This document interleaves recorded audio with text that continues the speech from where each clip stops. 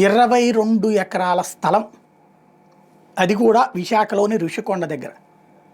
TCS Tata consultancy సర్వీసెస్కి ఎకరం 99 పైసలకి లీజుకి ఇచ్చింది రాష్ట్ర ప్రభుత్వం.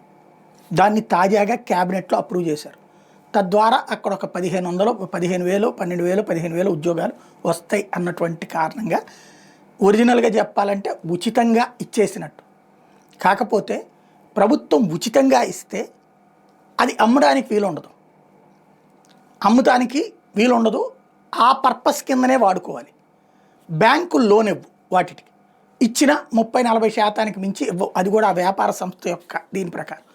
అదే కనుక రిజిస్ట్రేషన్ చేసేస్తే అది ప్రభుత్వమే ఒక జీవో ఇచ్చి 99 పైసలు అంటే 22 ఎకరాలకి 22, 99 పైసలు అంటే 22 రూపాయలు వేసుకుందాం.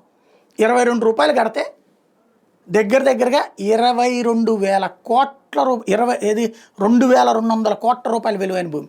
ఎకరం 100 కోట్లు మినిమం, మ్యాక్సిమం అయితే 150 కోట్లు ఉంది.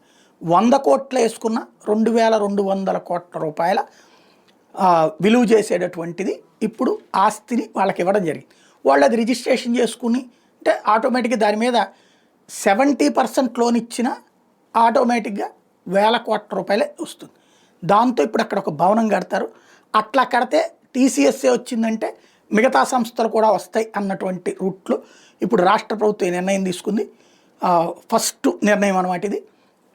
ఇక రాబోయేటటువంటి దాంట్లో దీనికి అనుగుణంగా మిగతా సంస్థ వస్తాయని నమ్ముతున్నారు.